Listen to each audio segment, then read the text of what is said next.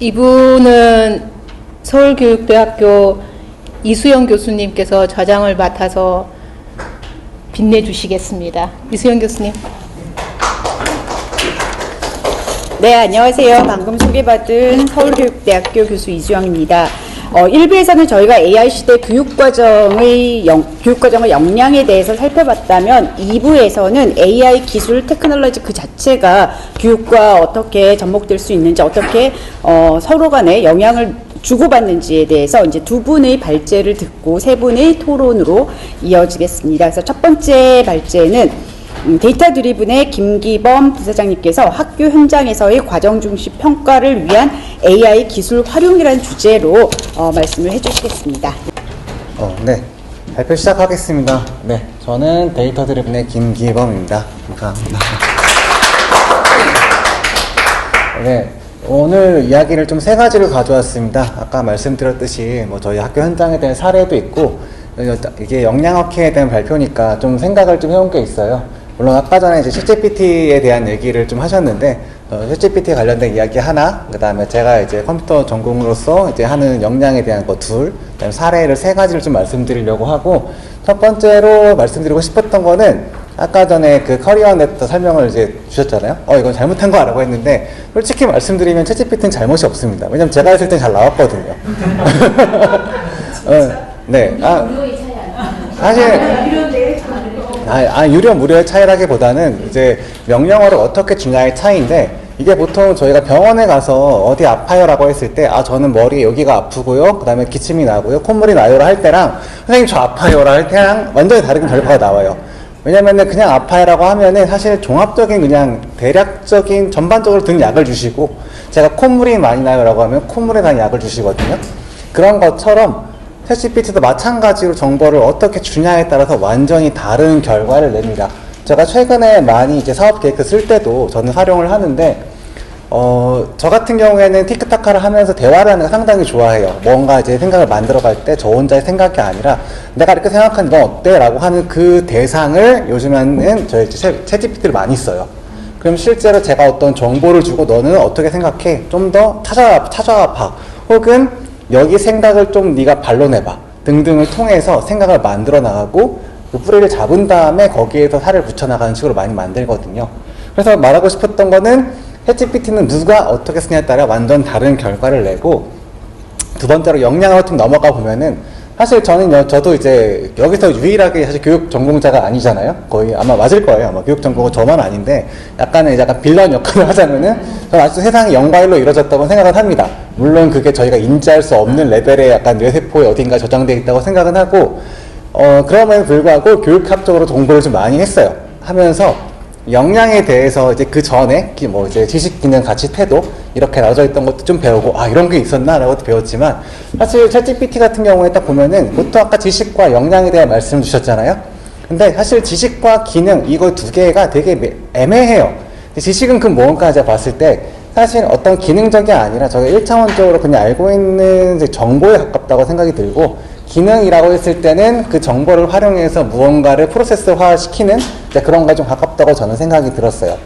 그리고 제가 왜 이런 말씀을 드렸냐, 아까 지식 기능 다 했지만 다 필요한 게 맞아요. 하다못해 챗GPT를 다룬다 하더라도 프롬프트 어떻게 쓸지 공부는 해야 되고요. 그 다음에 기능적으로서 자기가 경험을 충분히 쌓아야지만 할 수 있는 게 맞기 때문에, 그러면은 제가 말씀드리고 싶었던 거는, 그러면 학생들한테 어떠한 역량 교육을 시켰냐 아까 말이 나왔는데, 제 의견은 그래요. 저희가 드라마 작가, 그러니까 어떤 그 드라마에 나오는 배우나 인물은 드라마 작가의 수준을 못 넘는다는 말이 있어요. 혹시 아시는 분도 계시겠지만 똑같아요. 내가 모르면은 아무리 얘가 좋은 말 해줘도 알 수가 없어요. 제 일례로 혹시 페르마의 정리라는 수학에 되게 칠 때 난제가 하나 있었는데, 이거 어떤 사람이 풀었는데 이거를 검증해줄 사람 찾는 데만 5년 걸렸대요. 모르니까. 내가 풀었다고 하는데 누가 어떻게 알아요? 딱 그것처럼 똑같아요. 챗GPT가 나온 결과를 활용하거나 저희가 뭔가 알기 위해서는 그만큼 알아야 된다. 그만큼 알아야 내 수준에 비슷한 역할들을 맡길 수 있어요. 약간 저는 그렇게 생각하는 게, 질적으로 뭔가 더 좋아지는 거라기보다는 양적으로 늘어나는 그런 쪽으로 좀 더 활용이 될 거라고 생각을 합니다.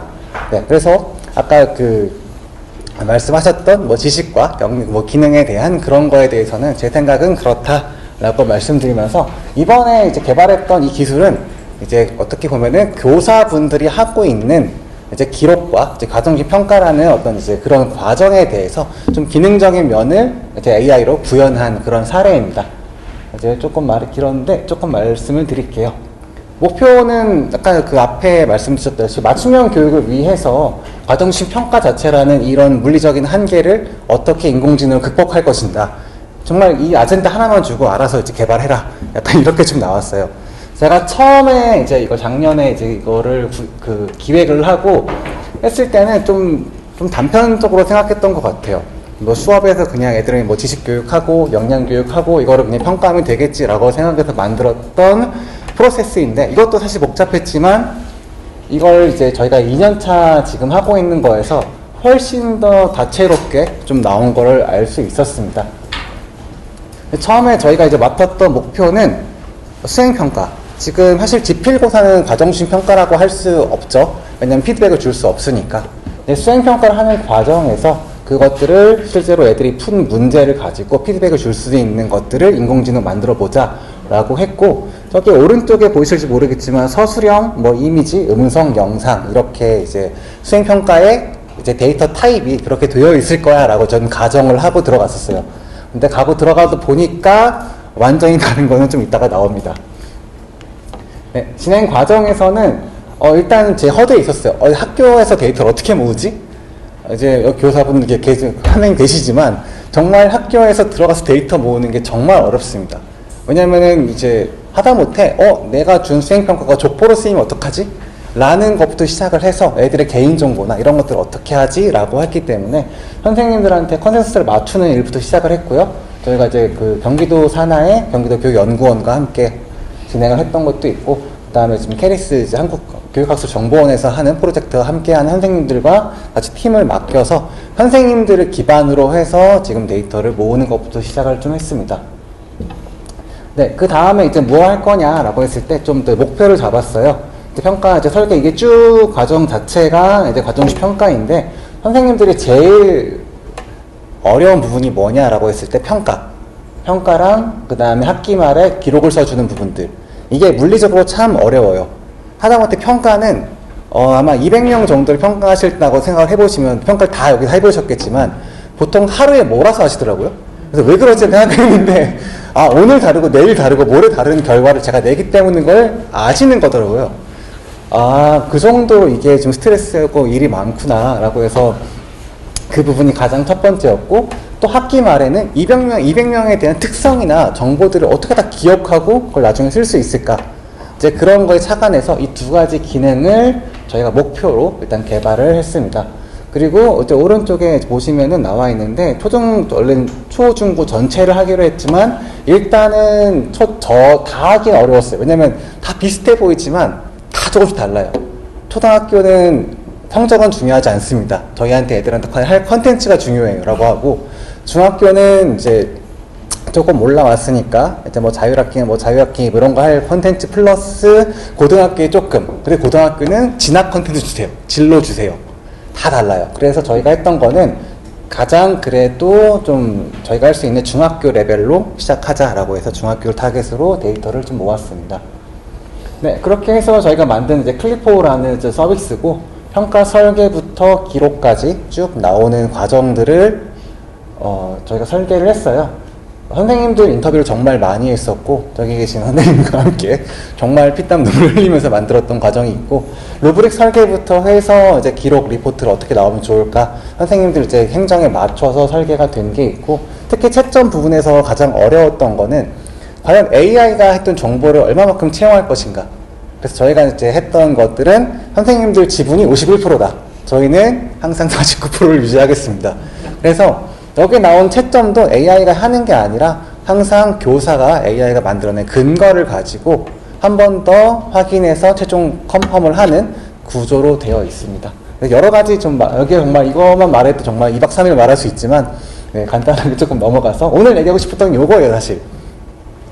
아까 제가 교육 현장에서 처음에 이제 왼쪽에처럼 텍스트, 이미지, 영상, 음성 이렇게 4가지 있을 거라고 생각했었는데, 분석해보니까 사실 13가지도 아니고 사실 20몇 가지 나왔어요.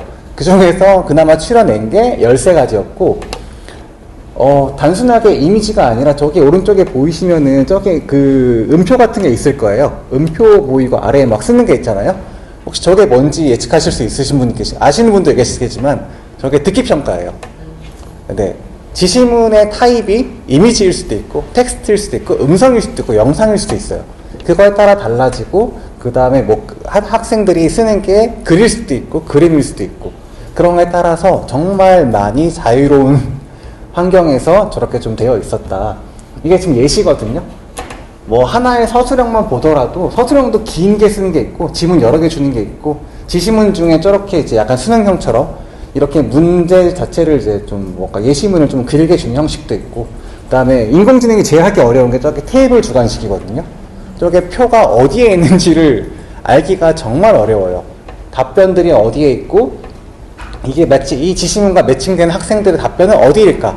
사실 다 하나하나 지정해주면 상관없겠지만, 저희는 공통적으로 알아서 인공지능이 해줘야 되기 때문에 지금 이 연구를 계속 진행을 했고, 이 중에 몇 가지는 좀 그래도 자동으로 평가가 되는 과정에 되어 있습니다. 네. 그래서 이렇게 지금, 이건 좀 이제 기술적인 내용이라서 막 어렵게 막 하기보다는 이런 텍스트형 과제를 하기 위해서 저희가 설계한 이런 모델이에요. 이게 보시면은 하나의 그냥 이거 해줘! 이게 아니라 다 쪼개서 지시문 레벨 쪼개고, 그 다음에 학생 산출문 쪼개고 해가지고 그것들을 별개로 다 파이프라인 설계를 해서 나중에 점수가 나오는 형식으로 되어 있고, 저희가 수행평가로 되어 있기 때문에 저 오른쪽에 있는 점수가 보통 채점한 다음에 0점부터 100점 사이라고 생각하시는데, 그게 아니라 보통 루브릭에 설계되어 있는 채점 요소, 뭐 상, 중, 하, 그거에 대한 양상을 보고 이 과제가 어디에 속하는지 좀 더 카테고라이즈, 분류 모델에 가깝게 설계가 되어 있습니다.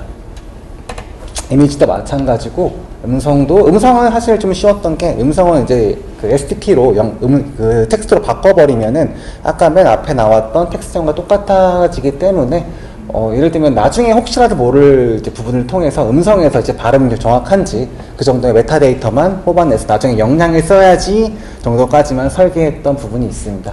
네, 그리고 영양 쪽인데, 처음에는 저희가 여기 들어가는 거에서 이제 보시면 알겠지만 학생 메타데이터, 동료평가 데이터, 교사평가 데이터 이렇게 설계를 했었어요. 이것들이 종합해서 학생들의 역량을 판단할 수 있을 거야 라고 했지만 실질적으로 이렇게 구현되지 않았습니다. 왜냐, 학교에서 이 정보를 얻어내기가 너무 어려워요. 이걸 디지털적으로 학생들에 대해서 동료평가, 예를 들면 모둠이라고 할게요. 모둠 활동 시킨 다음에 그럼 애들이 서로 평가한 거를 어떻게 얻어낼 것인가. 물론 지금 연구를 하고 있지만 아마 3년차 때는 저희가 할 거예요. 근데 애초에 이 설계부터 무엇을 평가하게 할 것인지 너무 복잡했기 때문에 현재는 저희가 학생의 과제물에서 어떤 역량이, 특히 교과 역량 쪽, 6대 역량 말고 교과 역량에 포함된 게 있는지 없는지를 판단하고 그 역량이 발현된 부분들을 체크해서 근거로 삼는 쪽으로 구현이 좀 되어 있습니다. 더 뭐 이거 혹시 이제 인공지능에 관심이 있으신 분은 좀 아실 수도 있는데, 챗GPT가 원래는 3.5 처음 나왔을 때는 이제 글밖에 안 됐어요. 근데 최근에 혹시 이미지를 넣어보신 분도 계시겠지만 이게 멀티모달이라고 하거든요. 이미지 자체를 인식해서 사람처럼 인식해서 그 안에 어떤 것들이 있는지를 파악하는 그런 것들인데, 저희도 이제 그런 모델들을 차용해서 지금 작성이 돼 있고, 이거는 약간 중국에서 만든 모델인데 이제 QN2라는 모델이에요. 이제 앞에 비전 인코더라고 해서 멀티모달형으로 이미지도 인식할 수 있고 텍스트도 같이 처리할 수 있는 모델로 저희가 설계를 해놨고, 이 모델을 학습하기 위해서 필요한 장비값만 한 8억 정도 들어가요. 장비값만 순수하게 산다고 치면은. 그 정도로 저희가 이거 하나 하는데 들어가는 비용이 어마무시하기 때문에 요즘에는 AI에 뭔가 하나 할 때도 큰 비용이 들어간다. HB에게 저희가 이제 내부에 사서 하고, 부족한 것들은 이제 클라우드에서 실제로 끌어 써서 이제 실제로 하고 있고, 학습 돌리면은 뭐 적게는 4시간, 많게는 3일 이렇게 걸려요. 그래서 이제 이것도 정말 이제 쉬운 일이 아니고 데이터 정제부터 학습까지 좀 많은 경험들을 좀 하고 있었습니다. 네, 성과는 저희가 원래 목표로 했던 성과를 다 초과하긴 했는데, 이 초과한 목표에 만족하진 않는 게, 저희가 아직은 좀 실험실 데이터처럼 아직 이제까지 모았던 데이터를 기반해서 한 거고 지금 학교 전체에서 하고 있는 수행평가를 대상으로 하지는 못했어요. 그래서 아마 내년에는 좀 더 많은 수행평가 타입들을 아마 연구 성과에 넣어서 목표를 하려고 하고, 그 0.75, 0.6는 정확도예요. 그러니까 75% 맞췄다, 60% 맞췄다 레벨에서 지금 모델 정도 한 7, 80% 정도 맞추는 수준이라고 보시면 됩니다. 이건 물론 저희가 그래도 판단했을 때, 이 정도면 가능하겠다라는 좀 그런 데이터 위주로 했을 때 결과이기 때문에 좀 더 아직 챌린지할 일들은 좀 많습니다. 그래서 이런 것들을 그냥 저희가 했다 끝이 아니라 이제 인증기관에서 좀 받아야 되고, 인증기관의 성적표까지 받아야지만 얘네들이 이 정도 모델에 대해서 어떤 기술이 있구나라고 인정을 해줍니다. 그리고 학교 아까 처음 모았던 거는 저희가 이제 이게 좀 재밌던 거는 선생님들끼리 이제 약간 이거 써보시고 실제 바이럴이 일어나니까 이게 지표가 이게 J커브를 그리더라고요. J커브 그리면서 이렇게 오른쪽에 좀 우상향 그래프를 그리는데, 현재 기준 했을 때 교사분 한 2,650명 그 정도가 인증해서 쓰고 있습니다. 네, 감사합니다. 5분 남은 거예요? 네네. 5분 남은 거죠? 네, 5분 지났다는 줄 알고 깜짝 놀랐습니다.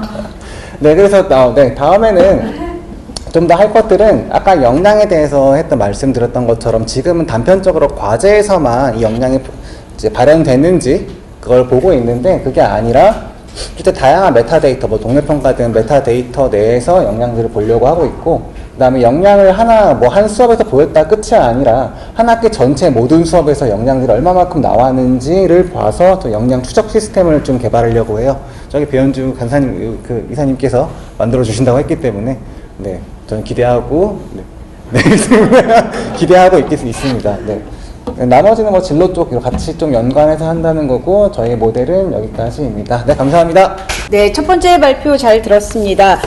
인공지능이라고 하면 저희가 항상 같이 나오는 이야기가 데이터입니다. 빅데이터. 그래서 이 교육에서도 인공지능이 결국 얼마나 좋은, 많은 굿 퀄리티의 이 데이터를 수집하고 그걸 활용하고 분석하느냐인 것 같은데, 아마 연구를 하시면서 아까 말씀하셨지만 학교 현장에서 이 데이터를 수집하는 게 굉장히 어렵다라는 말씀이 이제 공감을 하고요. 또 앞으로도 이런 데이터들을 어떻게 수집하고 관리할 것인가, 이게 저희가 같이 고민해야 될 또 그런 논제가 아닌가라고 생각을 합니다. 네, 그러면 이어서 두 번째 발표 듣도록 하겠습니다.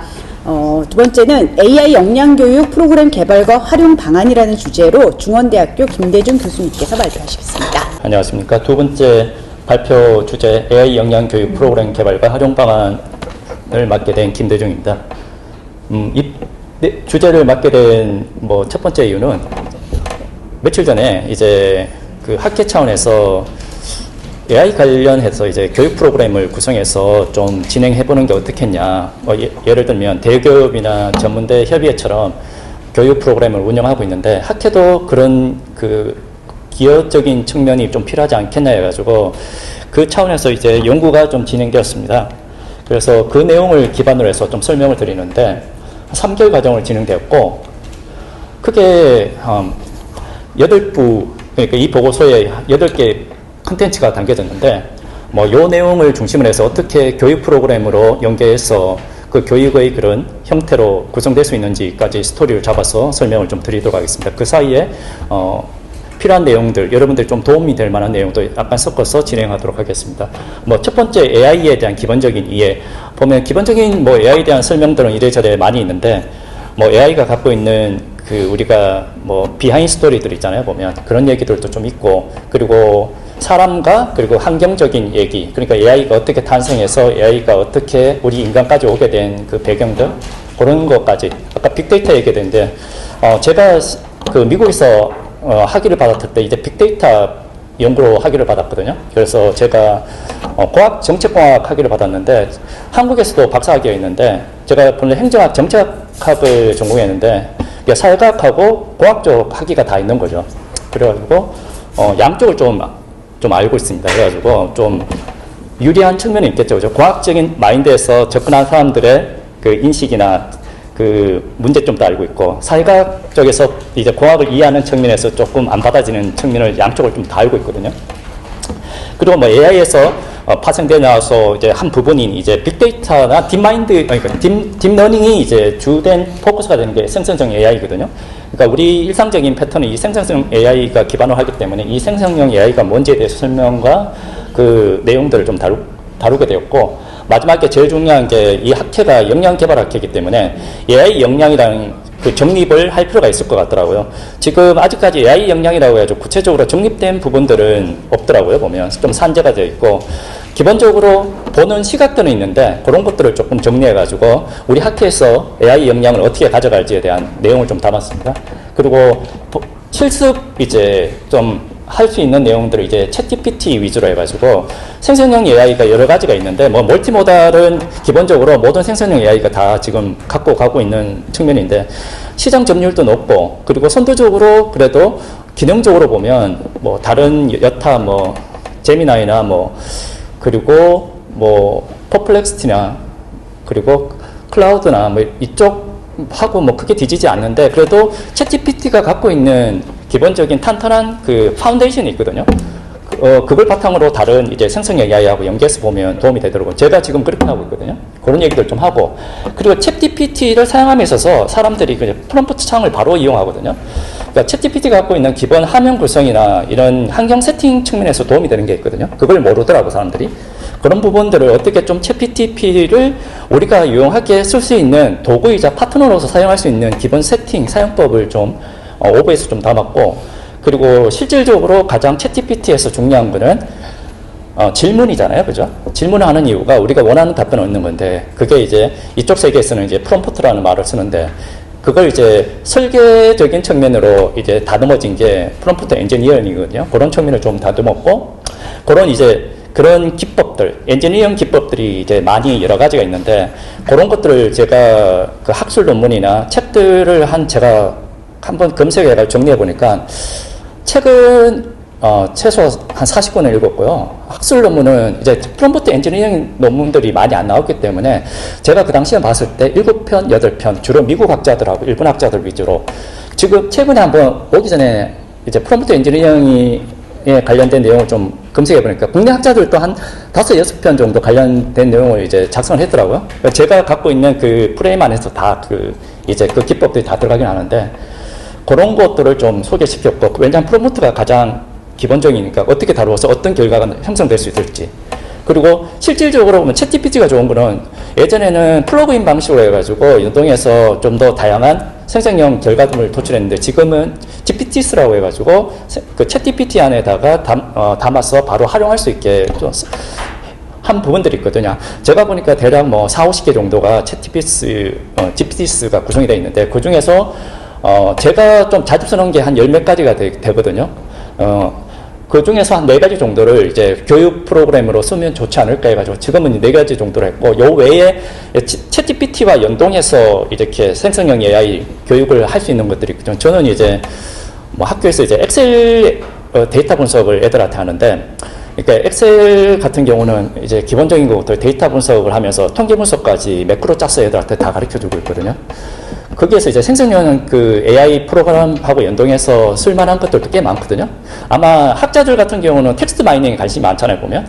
그러니까 챗GPT하고 보통 보면 원데이터가 엑셀 형태로 저장이 되기 때문에 엑셀에서 바로 챗GPT와 연동해 텍스트 마이닝 형태로 구현하는 게 좋을 것 같거든요.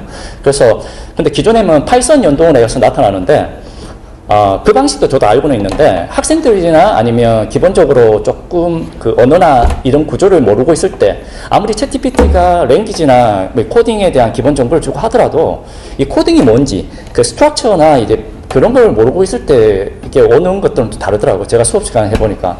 그래서 이런 문제들은 비전공자일 때는 그냥 엑셀 안에서 매크로 형태로 조금 구성해서 작업해서 그냥 챗GPT에서 바로 결과를 생성해 주는 것들이 필요할 것 같아가지고 지금 계속 하고는 있거든요. 그 매크로 짜는 게 쉽진 않더라고요. 지금 어느 정도 시행착오를 거쳐서 좀 활용할 수 있는 몇 가지를 좀 짜는 거 있고, 8부는 이제 교육 프로그램으로 어떻게 지금 내용들을 구성할 수 있을지 한 6개 정도 교육 프로그램을 구성할 수 있겠더라고요. 뭐 초급자, 초중급자 형태로 해가지고 그런 내용들이 좀 담겨 있습니다. 그렇게 여러 내용들을 기본적으로 뭐 설명을 드리면, 일단은 생성형 AI부터 생성형 AI까지 보면 50년대부터 해가지고 지금까지 오는데, 뭐 알파고가 제일 컸죠. 그게 이제 어떤 특정 AI가 인간의 영역을 뛰어넘을 수 있다는 것을 보여줬죠. 그래도 와우 정도만 했죠. 제일 이제 임팩트 있게 다가왔던 게 챗GPT 생성형 AI였죠. 우리한테 직접적으로 연관이 되네. 그때 작년만 해도 걱정과 뭔가 기대 반 이렇게 되는데 지금은 걱정보다는 기대 쪽으로 이제 가고 있죠. 그게 2022년 쪽에 이제 방점을 찍은 게 이제 노벨 물리학상과 학상이죠. 이제 홈필드 교수하고 그리고 힌튼 교수가 두 사람이 이쪽으로 했죠. 뭐 AI라는 거는 제가 생각하기는 쉽게 이제 학생들이 비전공자가 많기 때문에 잠재적 패턴을 찾는 거라고 보시면 되거든요. 그러니까 두 분 다 잠재적 패턴을 이제 찾은 거죠. 신경당 구조를 이용해가지고 이제 힌튼 교수님은 딥러닝 방식으로 이용해가지고 좀 더 잠재적 그 패턴을 찾는 구조를 더 만들어 준 거고 그게 지금 챗GPT까지 연동될 수 있겠죠. 힌튼 교수님이 포기 안 하고 지금까지 온 게 참 고맙긴 하거든요. 이분이 캐나다 분이시잖아요. 보면 토론토 대학의 교수였는데 두 분의 아마 AI의 그 혹한기가 있었거든요. 그때 이제 캐나다 좋았던 게 그 토론토 대학 계속 그 지원을 유지를 해줬어요. 보면 그래서 올 수 있었던 것 같고 그리고 화학 쪽은 이제 그 구글의 그 딥마인드 CEO죠. 그 이름이 뭐더라? 시사피스인가 그분. 참 세 분이 공통적으로 패턴이 있어요. 보면 H로 다 시작해 보면. 참. 예, 한번 웃으시라고. 예, 그렇습니다. 그리고 인간이 45억 년 전에 뭐 50년, 뭐 45억이나 50억 년 전에 인간이 이렇게 진화해서 왔다고 하지만 컴퓨터가 이제 타임지에 이제 올해의 인물로 등장한 게 1983년이었거든요. 그리고 40년이 딱 지났죠. 그러고 난 다음에 챗GPT가 등장했고, 이제 The End of Humanity 보면 AI가 저 표지를 잡붙긴 한데, 저 중에 AI가 인간의 그런, 그걸 종말을 가져올 거라는 약간의 처음에는 저렇게 가져왔는데, 지금은 오른쪽에 보면 AI가 우리가 잘 알고 링컨이 말하는 저 세 가지겠죠. 뭐, for the people, by the people, 뭐, to the people이라는 게 인간을 위해서 어떻게 유연하게 쓸 수가 있다라고 저렇게 희망을 갖는 저런 표지가 2023년에 동시에 이렇게 확인할 수 있겠더라고요. 그리고 인공지능은 약한 강한 인공지능 뭐 여러 가지 구분이 있는데 지금은 협소지능 쪽이라고 보시면 될 것 같은데 그러니까 특정 영역에 필요한 용도로만 지금 구성이 되어 있다고 보시면 되고 우리가 인공지능이 자아를 가지고 있는 형태로 넘어가면 이제 AGI 그리고 슈퍼지능까지 넘어가게 되는데 뭐 이렇게 가는 아직까지 AGI까지 가는 데는 학자마다 조금 이견이 있기는 하거든요. 보면 빠르게 보는 사람은 2026년 그리고 조금 뭐라 해야 되나, 스틱하게 보는 사람은 10년 뒤 정도까지는 보더라고요. 그래서 평균적으로 보면 한 5년, 6년 정도는 이렇게 AGI가 형성되지 않겠냐라고 보고 있더라고요. 그러니까 여러분들은 지금, 그러니까 AGI나 뭐, AI에 대해서 오래전부터 접하고 살았거든요. 뭐, 예를 들면, 카메라 같은 경우도 보면, 예전에는 필름 카메라는 조도를 맞추면서 했잖아요, 보면. 근데 지금 여러분들 카메라를 밤에 찍어도 보면 다들 그 밝게 나오잖아요. 그게 인공지능이 다 해주는 거거든요. 인공지능이 그 찰나찰나 다 이제 조도를 맞춰서 결과물은 그렇게 나오게 만드는 거거든요. 그리고 지문, 뭐 이런 것도 다 어렵고, 그리고 음성으로 주고받는 뭐 이런 것도 다 뭐 AI니까 뭐 그런 것들이 있고, 뭐 빅데이터, 뭐 머신러닝 이런 것들이 기반을 해서 뭐 인공지능이 됐다 보시면 될 것 같고, 강학습이라는 구조. 인공지능이 참 재밌는 게 되게 단순한 애예요, 보면. 뭐 어떤 알고리즘에, 복잡한 알고리즘을 짜서 수학 공식을 넣고 하는 게 아니라, 기본적으로 어떻게 보면 이게 연산 과정을 빠르게 해주고 그걸 해줄 수 있는 기술적인 보완이 있었기 때문에 그리고 거기에 대한 모델들이 등장했겠죠, 그죠?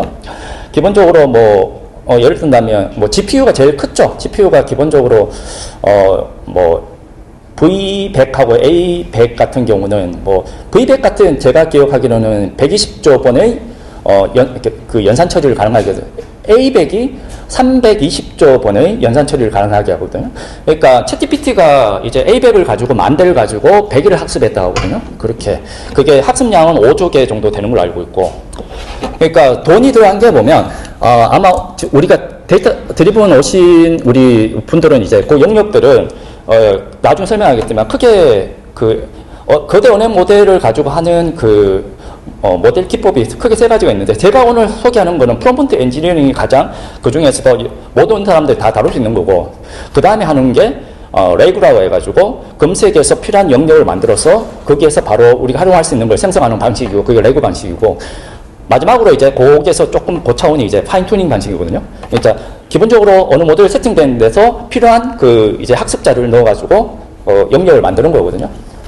레고까지는 저는 해봤거든요, 보면. 근데 비용이 많이 들고 노가도 많이 걸립니다. 보통 이제 생성 AI 할 때는 보면 토큰 기반으로 해도 들어가기 때문에, 그러니까 프롬프트 엔지니어링이 제일 토큰이 안 들고 효율적으로 할 수 있는 거거든요. 그렇다는 걸 좀 설명을 좀 드리고요.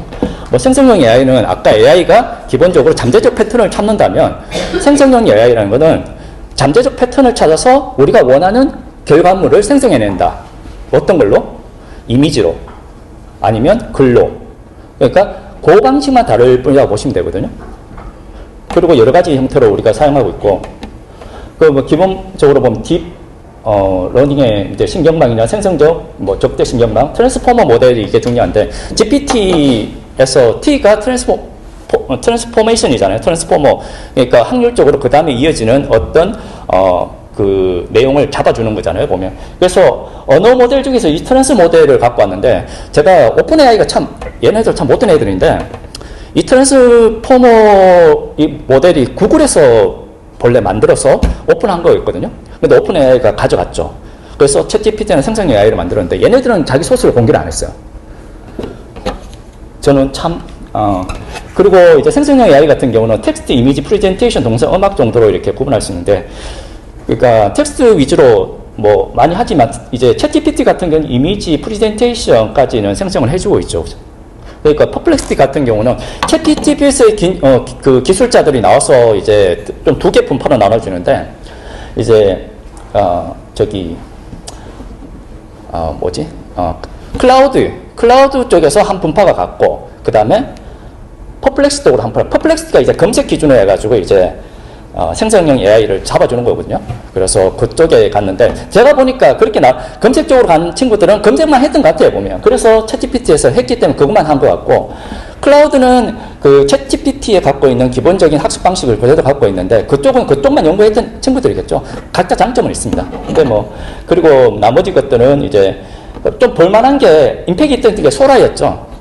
예. 소라 같은 경우는, 알다시피 그 생성형 AI의 문제점이 뭐냐면, 생성을 하면 계속 바뀌어야 되잖아요. 그죠? 근데 안 바뀐 상태로 그 동영상이나 이미지를 가져간다는 건 쉽지 않죠. 소라는 그대로 그 고정된 이미지를 갖고 가져갔다는 게 뭐 다른 것들하고 차이점이 있죠. 하여튼 이런 거 좀 재밌는 얘기들이 많습니다. AI 역량이 뭐 이런 시대의 변화에 따라서 이런 게 필요하니까 여러 가지가 있어요. 보면 AI 역량이 뭐 리트러시 개념도 들어가고, 기술적인 부분, 우리가 알고 있는 프로그램이나 데이터 처리, 그리고 비기술적인 처리 중에서는 역시나 문제 해결, 창의, 윤리적 고려.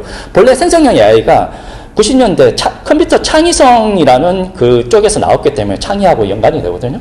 근데 AI 역량 중 비기술적 역량은 생성형 AI 도구 중에 프롬프트와 밀접하게 관련되거든요. 거기서 어떻게 창의성을 발휘하느냐에 따라서 결과가 달라지기 때문에, 여하튼 뭐 이런 것들이 있다 보시면 될 것 같고, 뭐 챗GPT가 중요할 수밖에 없는 게 시장 점유율이 높고, 그리고 실질적으로 이제 MIT에서 보면 작업 시간이 한 40% 줄어들고 18% 증가했다는, 품질에서 증가했다는 연구 결과도 있으니까, 이런 것을 통해서 보면 챗GPT는 분명히 도움이 된다.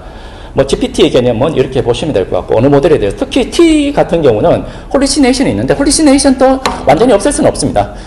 그런데 그걸 줄일 수 있는 걸 많이 하죠. 검색 기능을 서치 GPT가 들어왔고, 그리고 프롬프트에서 작성하는 방식에 따라서 줄일 수도 있고, 뭐 이런 식으로 좀 줄여나가고 있다. 지금은 뭐 오원 프리뷰가 나오는데, 오원 프리뷰는 조금 의심을 좀 해봐야 되거든요. 저거에 대해서는. 저게 강학습을 했는데 실제적인 어떠한 정직한 강학습을 이루고 있는지 그거에 대해서는 알지 못하고 있거든요.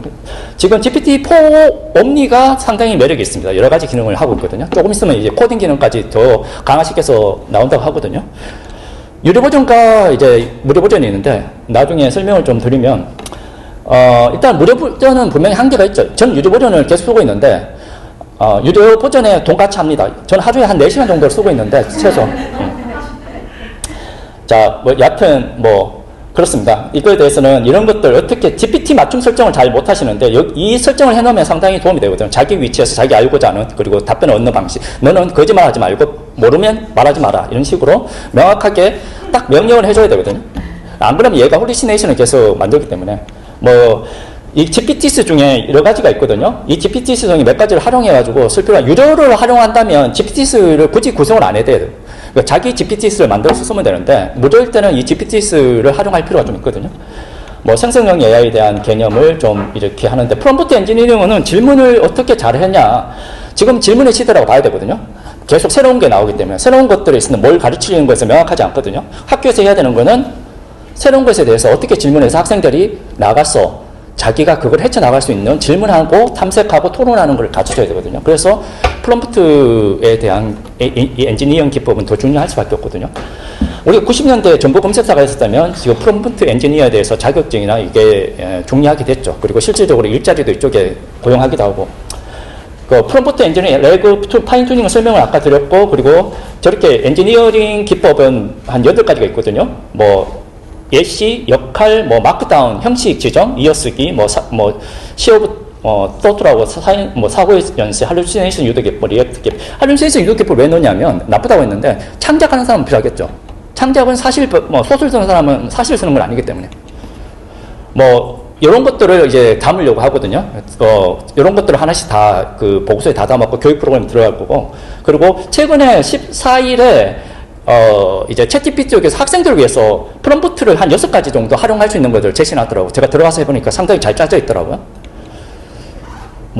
챗GPT 중에서 데이터 어널 시스템 하나인데, 일단은 제가 학생 수업 시간에 챗GPT 데이터 분석을 해가지고 피벗 테이블을 많이 하잖아요. 보면 제가 이렇게 프롬프트 조건을 짰어요. 보면 짜가지고 빈도 분석 형태로 만들어 달라고 했거든요. 그리고 엑셀 테이블로 바로 불러 달라고 이렇게 짜거든요.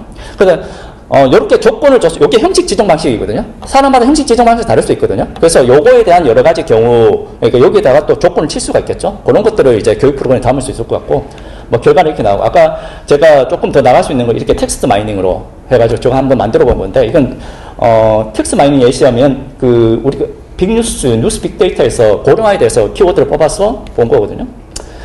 교육 프로그램은 마지막인데, 교육 프로그램은 이렇게 6가지 정도로 초급자, 중급자, 초중급자 해가지고 나눌 수 있을 것 같거든요. 앞에 제가 컨텐츠들을 구성을 해서 이렇게 구성을 할 수 있으면, 요거는 대교육이나 정대 협의회 그 교육과정 프로그램을 보고 참조를 했고, 제가 그 양쪽에 있는 교육 프로그램을 다 들었거든요. 그래서 교육에 대한 방식, 그리고 뭐가 필요하고 뭐가 부족한지를 좀 참조를 좀 했고, 그리고 제일 중요한 거는 이제 역량이라는 거는 그 결과를 확인해야 되잖아요. 그래서 우리 학회는 경진대회도 좀 같이 해야 되지 않나. 이 경진대회가 괜찮은 거는 실질적으로 초중고 사례도 많고, 대학 사례도 많고, 기업 사례도 있고, 공공 사례, 지자체 사례에서도 이 경진대회를 많이 하더라고요. 그래서 그 주민들과 호흡도 하고, 실질적인 이제 시대의 변화에 따라서 이런 역량들을 확인하더라고요. 보면 우리 학회가 역량 학회이기 때문에 더 매력이 있겠죠. 그래서 이런 내용을 가지고 저희 학회가, 우리 학회가 이제 추구하는 교육 프로그램을 구성해서 한번 해볼 생각입니다. 그래서 오늘 그 내용을 좀 소개를 드렸습니다. 감사합니다. 네, 인공지능 기술과 챗GPT 관련해서 교육과정으로 하면 한 학기도 하실 만한 그런 분량의 내용인데 이렇게 20분밖에 시간을 못 들여서 정말 죄송하고요. 어떤 내용이 있는지 저희에게 알려주셔서 다음에 또 자료가 나오면 저희가 잘 참고할 수 있을 것 같습니다. 두 분의 발제에 대해서 세 분의 토론이 준비되어 있습니다. 그래서 첫 번째 토론은 지금 온라인으로 참여하고 계신 한국직업능력연구원의 윤혜준 박사님께서 먼저 토론을 해주시겠습니다. 발표 재밌게 잘 들었습니다.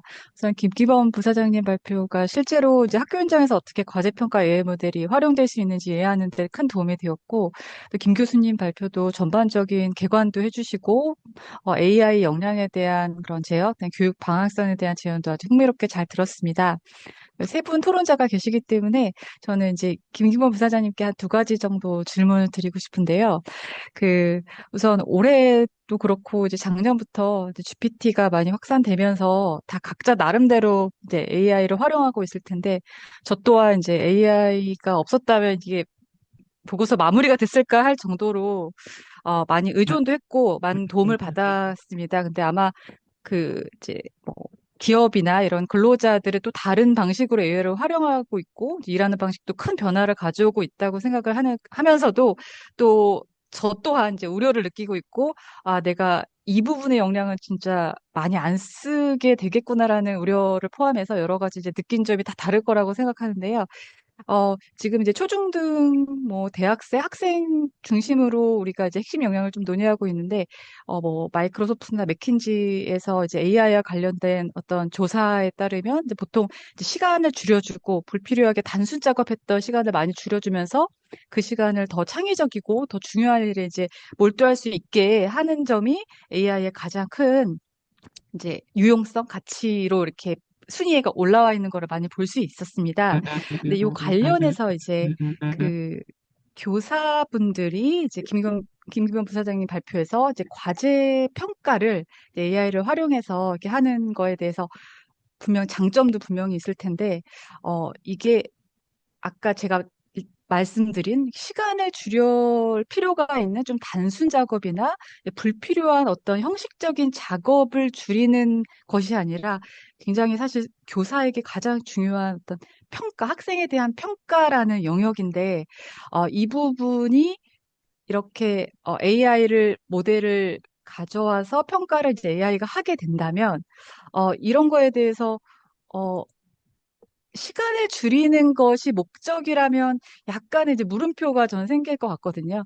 이 교사분들이 평가를 하면서, 학생을 평가를 하면서, 또 주관적일 수는 있지만 그 학생을 평가하는 과정에서 학생을 이해할 수도 있고, 그 요즘에 또 교사분들이 좀 더 협력자라든지 어떤 멘토라든지 그런 역할을 더 중시한다고 하는데, 그런 부분도 직접적인 평가가 있을 때 더, 잘할 수 있을 거라는 생각도 들고. 그래서 이제 부사장님께서는 이렇게 평가라는 아주 굉장히, 어떻게 보면 단순한 게 아니잖아요. 여러 가지 복합적인 그런 요소들도 작용하고 심오한 과정일 수 있는데, 특히나 초중등 학생들 할 때는요.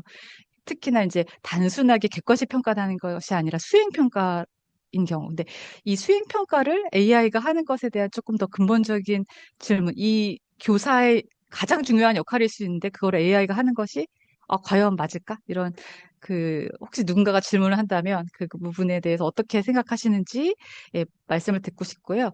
두 번째는 그 인증교사 마지막에 이렇게 실적하면서 이렇게 그래프를 보여주셨는데, 그 교사분들이 어쨌든 이제 그 양적인 수치 이렇게 올라가는 게 보였는데, 조금 더 궁금한 게 어떤 반응을 보이셨는지, 실제 현장에서는 이런 부분에 대해서 굉장히 유용할 것이다, 혹은 기대한다, 어떤 정도의 반응이 있었는지도 좀 궁금하고요. 그래서 마지막으로는 그 PPT 자료 24페이지에 향후 연구 제시해 주셨는데, 역량 지식 간 크로스 도메인 연구 이렇게 단어로 제시해 주셨는데 굉장히 흥미롭기도 하고 어떤 내용인지 조금 궁금해서 이 부분도 약간 상세하게 설명해 주실 수 있을까 부탁드립니다. 마치겠습니다.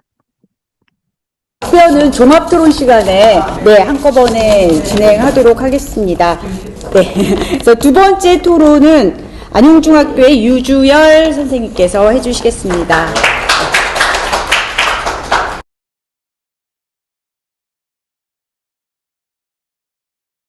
안녕하세요. 저는 화성에서 화성 안용중학교에서 한문교사로 재직하고 있는 유주열입니다. 사실은 저도 마찬가지로 그냥 가볍게 오면 된다고 해서 정말 가벼운 마음으로 했는데, 최근에 여러분들 이렇게 발표를 좀 가봤지만 가볍지 않더라고요. 좀 창립 10주년이라 정장도 입어야 될 것 같고, 그 다음에 보니까 어제 그 회장님께서 막 발제하시는 분들의 PPT를 막 보내주는 거 보고 과연 내가 무슨 말을 할 수 있을까 고민을 많이 했어요. 그래갖고 또 새벽에 일어나갖고 뭘 궁금해 하실까 좀 고민을 했습니다. 그래서 일선 학교에서는 이런 AI 교육을 어떻게 활용하고 있을까 좀 궁금해 하시지 않을까 라고 생각을 했고, 실제 와보니까 중학교 현직 교사는 저밖에 없더라고요. 그래서 요거 잘 준비했다라는 생각을 했습니다. 아까 이사님께서 말씀하신 M 교사입니다. 일단은 학교 비전입니다.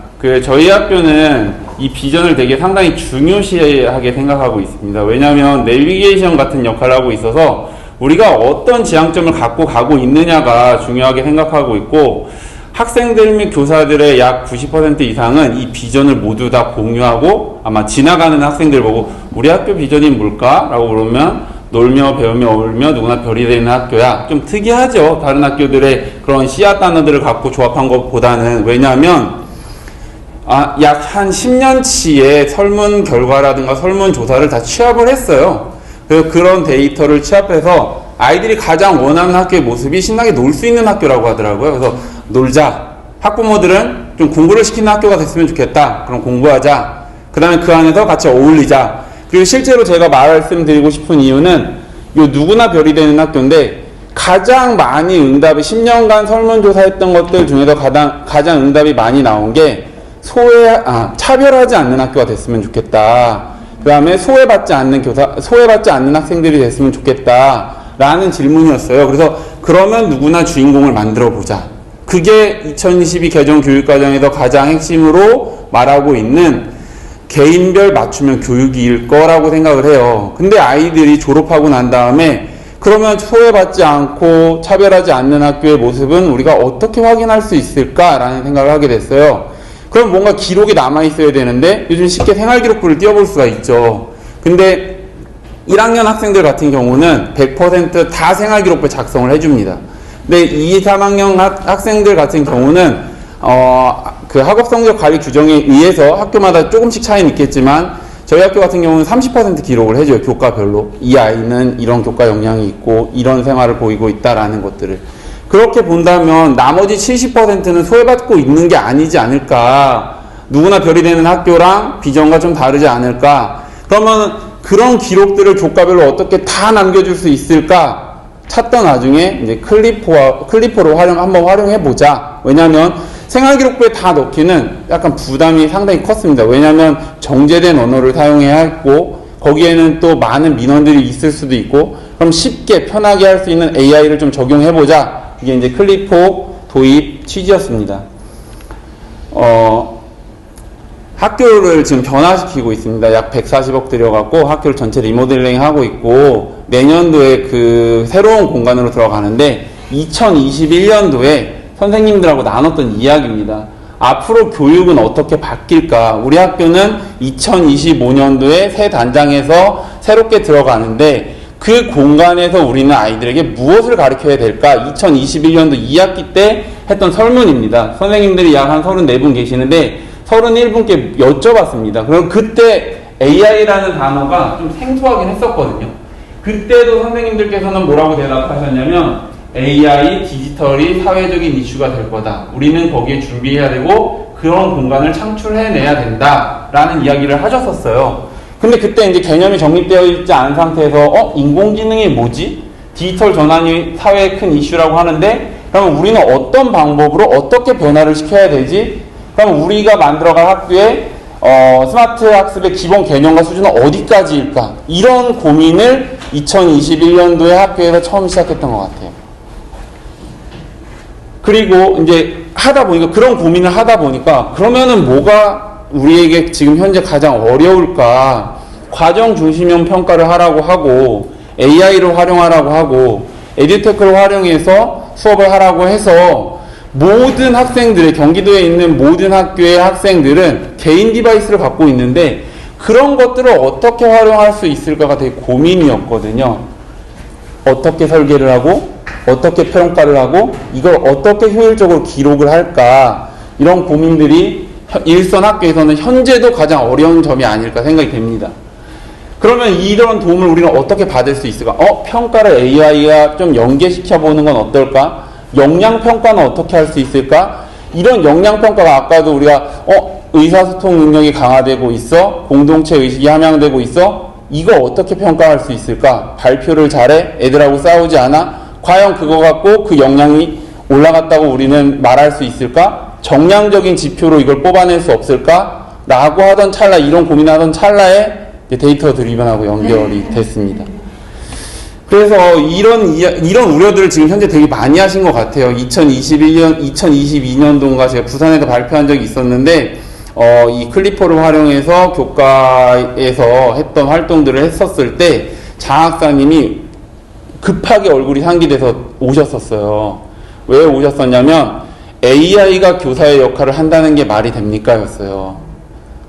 선생님은 그럼 뭐 하는 거예요? AI가 다 해주면 선생님 역할은 뭔가요? 이게 경기도 교육의 저기로 대표되면 안 된다라고 우려를 좀 하시던 말씀이 2022년도 1월 달이었어요. 근데 현재는 좀 많이 의식이 많이 바뀌었다고 생각을 해요. 사회적인 변화라든가 선생님들의 생각이라든가 이런 학회의 생각이라든가 엄청 많이 바뀌었다고 생각하는데 저는 그게 맞다고 보거든요. 왜냐하면 선생님은 조종자고 코파일럿은 부조종사잖아요. 아까 그 부사장님께서 말씀하신 것처럼 그냥 친구예요, 친구. 정말 친구인데 나를 도와줄 수 있는 친구. 수업에 저는 한문교사이기 때문에 학교에서 말할 수 있는 교과와 관련된 사람이 없거든요. 근데 이 아이라면 말할 수 있거든요. 그런데 우리가 이제 중요한 미래 교육에서 가장 중요한 건 뭐냐면 이 AI를 든든한 조력자라고 생각하는데 얘가 다 해줄 거야 라는 생각을 버리는 거라고 생각을 해요. 그럼 우리는 뭘 해야 되냐면 이걸 현명하고 어떻게 책임감 있게 사용할 수 있을까? 교사 스스로도 체득을 해야 될 테고 학생들도 그걸 가르쳐 주는 거죠. 그래서 이 아이를 가장 나의 든든한 조력자라고 생각하고 교육을 하는 것들이 일선학교에서는 가장 중요하지 않을까 생각이 됩니다. 와, 한문 선생님 무슨 AI예요? 이렇게 하면은 되게 한문이 AI? 뭐 이렇게, 왜냐면 고리탄분한 교과로 생각하는 경우가 많은데 저는 정말 가장 좋은 교과라고 생각해요. 왜냐면 국어, 영어, 수학, 과학 뭐 이런 주요 교과는 아까 뭐 앞에서도 얘기했지만 입시라든가 학부모들의 요구라든가 뭐 이런 것들 때문에 적용하기 쉽지 않거든요. 근데 한문은 이런 말은 별로 좋아하진 않는데 주요 교과는 아니에요. 그래서 얼마나 내가 그런 교수학습 방법이라든가 평가를 계획하느냐에 따라서 정말 많이 적용해 볼 수가 있거든요. 그래서 현재 제가 되게 수업 시간에 아이들하고 많이 활용하는 것들이 이 챗GPT라든가 수노라든가 리튼 프로그램 되게 많이 활용하고 있어요. 그리고 많이 활용하는 게 또 이제 클리포죠. 이 클리포를 활용하는 예시를 간단하게 설명드리는데 처음에 이런 것도 클리포 이름 되게 잘 졌다. 클릭으로 모든 리포트가 제공되는. 왜냐하면 어떤 생각을 했냐면 과연 아이들에게 지금 졸업 앨범이 필요 있을까? 이런 생각을 하거든요. 예전에 사진이 귀했던 시절에는 그 장면의 하나의 추억을 남기고 싶었지만 지금 핸드폰에는 수만 가지의 사진들이 있는데 과연 그런 사진들이 필요할까? 그러면 우리에게 지금 현재 필요한 거는 이 아이들의 성장 과정을 기록해 줄 수 있는 무슨 기록이 필요하지 않을까? 잘 모아진 어떤 툴이 필요하지 않을까? 그런데 그거를 하려면 아까도 뭐 그런 얘기가 있지만 엄청 선생님들 바쁘고 힘드시거든요. 클릭 한 번으로 만들 수 없을까? 이런 리포트들을. 그렇게 나온 것들이 이제 클리포의 이름이라고 들었어요. 그래서 한 번의 클릭이 수업에서 피드백으로 또 그 아이의 기록에서 성장으로 연결될 수 있는 프로그램인데 현재 2021 제가 이제 여쭤봤었어요. 2021개 학교 중에 이제 안용중학교가 하나가 있는데 다른 학교랑 조금 차이가 있는 거는 안용중학교는 전체 교사가 다 사용하고 있습니다. 그리고 2337명 중에 저는 그냥 N교사 한 명이에요. 그리고 뭐 이런 과정들입니다. 수업을 설계하고 과제를 제출하고 채점을 하고 아이에게 맞는 기록을 생성해내는. 사실 이 기록 생성해내는 것들이 생활기록부에 들어가는데 아까 좀 전에 질문을 주셨는데 그게 생활기록부에 어떻게 기록되는지, 왜냐하면 그런 생각들 되게 많이 갖고 있거든요. 이 학생이 낸 과제를 내가 평가해서 그 학생에게 꼭 맞는 옷을 입혀줘서 생활기록부에 넣어주고 싶은데 실제로는 그게 물리적으로 쉽지 않거든요. 근데 AI라는 친구가 있으면 그게 가능하다는 것을 간략하게 좀 소개를 해드리려고 합니다. 일단 금방 하겠습니다. 방학 내내 고민하는 게 이 설계하는 거예요. 어떻게 평가할까? 정말 꼬박 2, 3일 정도를 해야 되는데 AI는 2, 3분이면 되더라고요. 그 설계를 간단하게 하고 그 다음에 아이들에게 맞춤형 교육이라고 하는데 이 아이에게 너 이렇게 써봐 하면은 내가 그 아이에게 피드백해주고 한 명당 10분씩만 잡아도 한 반에 30명이면 30시간이잖아요. 저는 12반 들어가니까 그러면 제 시간은 없겠죠. 그런데 아이가 평가 설계한 거에 따라 아이가 글을 작성합니다. 그리고 나서 AI는 과제를 분석합니다. 그리고 교사는 그거에 대해서 아이들에게 피드백을 같이 강화를 해줍니다. 물론 제 생각을 조금씩 섞어서. 그러면 아이는 어떻게 하냐면 아, 다음번에 내가 쓸 때는 내가 독도는 우리 땅, 독도는 대한민국 영토인가 그 주장을 펼쳐라 라는 글을 쓸 때는 이런 도움을 통해서 개별화 교육이 가능해지는 거죠. 그리고 실제로 이제 평가를 가면은 그 수준이 확실히 올라간 거를 아이들도 느끼고 교사도 느낍니다. 그래서 교사는 실제 평가에 가서 평가하기 좋고 아이들은 실제 한번 연습을 해보니까 좋고 이런 것들이 클리포의 가장 큰 장점이라고 볼 수가 있습니다.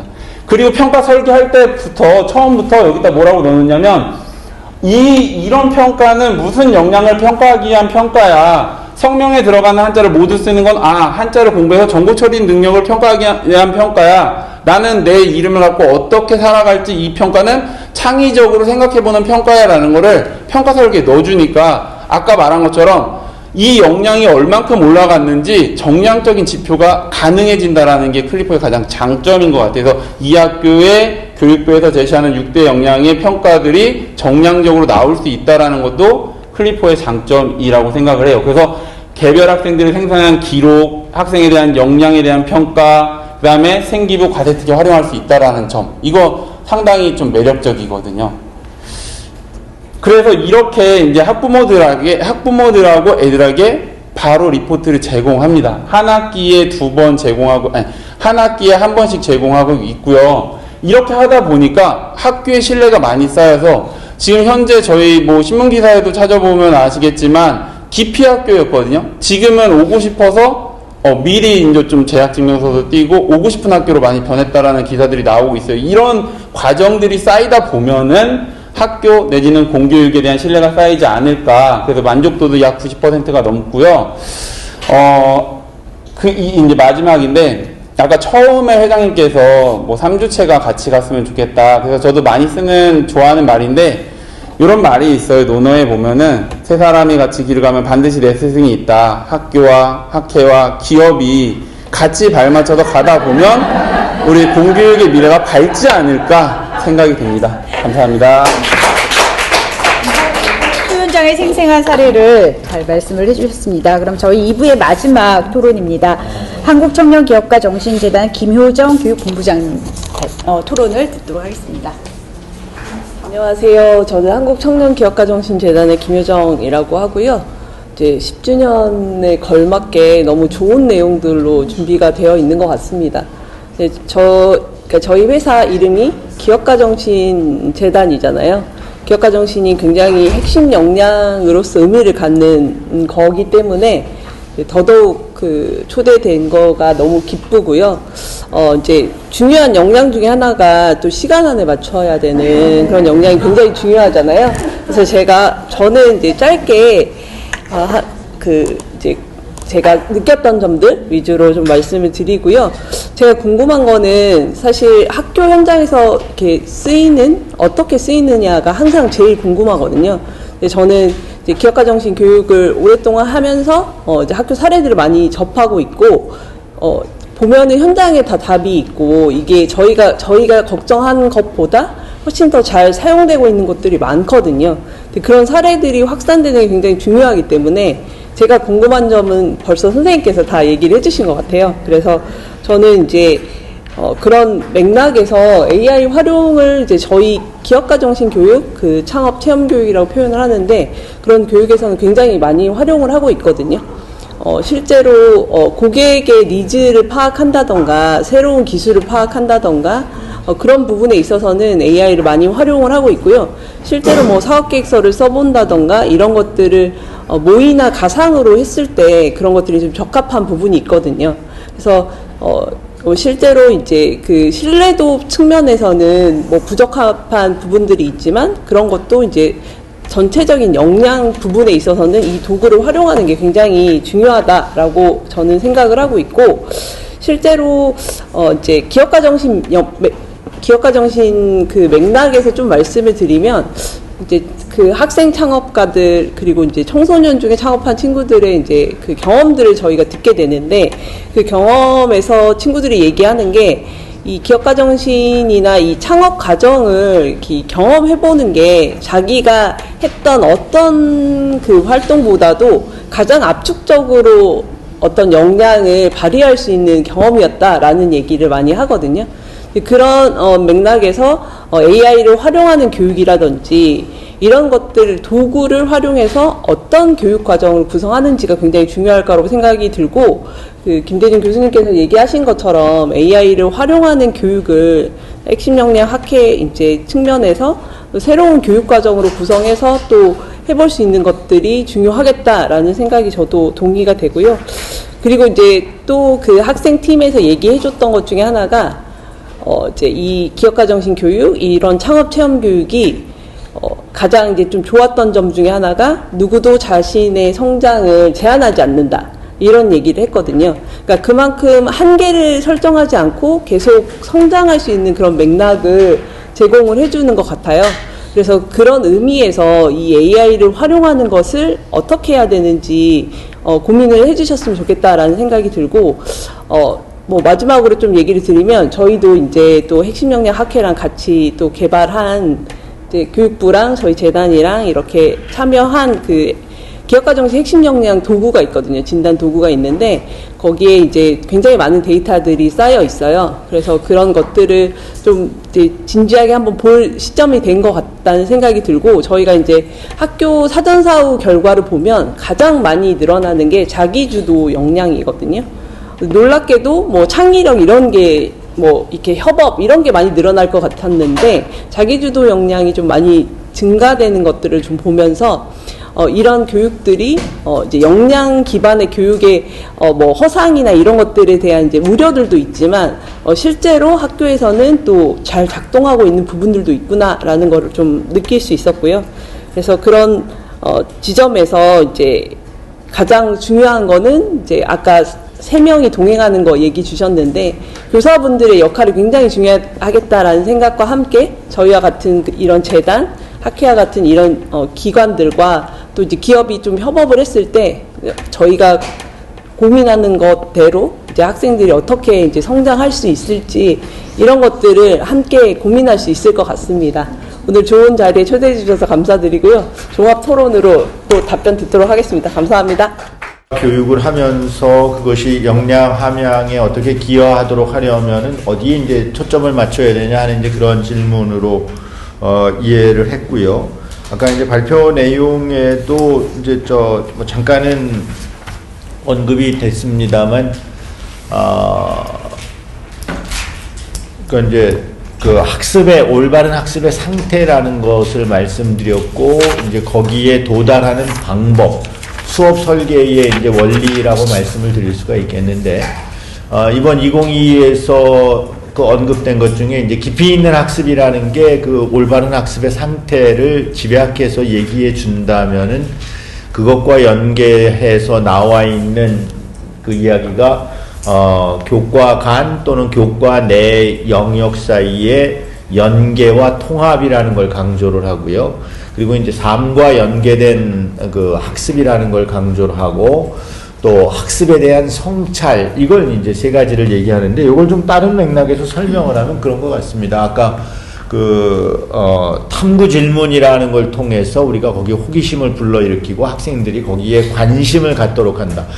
쉽게 얘기하면은 우리의 이제 교과서나 수업 또는 일반 상황에서 조금 그 부적절한 수업이라고 그럴까요? 아쉬움이 있는 수업의 대표적인 모습은 우리가 지금 다루고 있는 이 내용이 어떤 질문에 대한 대답을 하는 건지가 좀 생략이 되고, 그러니까 질문 없이 답만 나오는 형태의 어떤 그 뭐 수업 내지는 교과서 서술 방식, 그런 생각이 듭니다.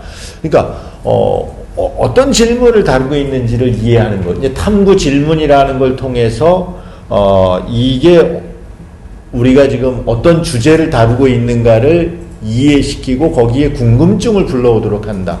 그래야 이제 제대로 된 참여가 이루어질 거다 하는 얘기를 했는데요. 이제 그 점을 저는 우리가 계속 강조를 좀 할 필요가 있다고 생각을 하고요. 그리고 뭐 거기 조금 더 욕심을 낸다면은 그것이 이제 삶과 연계된 학습이라는 것의 그 포인트라고 보는데, 그게 뭐 실용적으로 써먹을 수 있는 걸 가르쳐라 하는 뭐 그런 것을 넘어서서 이 질문이 우리의 삶의 여러 가지 우리의 일상세계죠. 우리가 그냥 흔히 아는 이 일상세계의 삶의 어떤 맥락과 연계가 되어 있는 것인지를 이해하도록 하는, 이 질문이 제기되는 맥락이 뭔가를 이해할 수 있도록 하는 거. 그게 이제 어떻게 보면은 그 역량 함양에 기여하기 위한 지식 교육이 좀 그 관심을 기울이고 노력해야 될 것이다. 마지막으로 그 학습에 대한, 자신의 학습에 대한 성찰이라는 것은 이것은 조금 더 나아가면은 그 결국 탐구 방법을 익히는 것하고 연결이 된다고 생각이 돼요. IB에 보면은 거기에 이제 Theory of Knowledge라는 것이 있는 걸로 아는데요. 거기서는 인식론을 배운다 이런 것이 아니라 내가 이 문제를 다루는데 어떤 탐구 방법으로 접근을 해야 되느냐죠.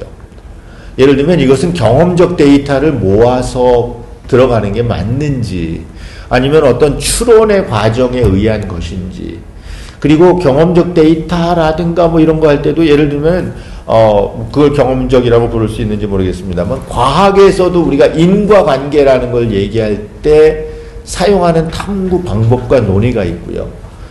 역사에서도 우리가 뭐 인과관계라는 식의 얘기를 하지만 전혀 다른 종류의 이제 그 인과관계 논의이거든요.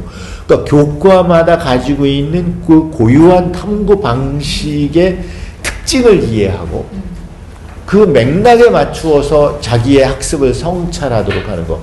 왜 우리가 우스개로다가 물 영어로 하면 뭐하냐 그러면 영어 시간에는 H2O요 이러고 말이죠. 화학 시간에는 워터 이렇게 대답하는 그 개구전 아이들이 있는 것처럼, 그러니까 그런 것들이 그 학습에 대한 이제 성찰이라는 생각이 들어요. 그러니까 역량에서 중요하게 이제 뭐 그걸로 다 망라되는 것은 아니겠습니다만, 어쨌든 2022 교육과정에서 연계와 통합, 관계를 이해하도록 하는 것들, 그리고 이것이 우리의 삶의 맥락에 어떤 맥락에서 이런 질문들이 제기가 되는 건지를 이해하도록 하는 거, 그리고 그러한 질문들에 답하는 데 있어서 가장 적절한 탐구 방법을 생각하면서 그 타당성을 성찰하고 반성하도록 하는 것들, 이런 거를 이제 교육과정에서 강조하고 있다.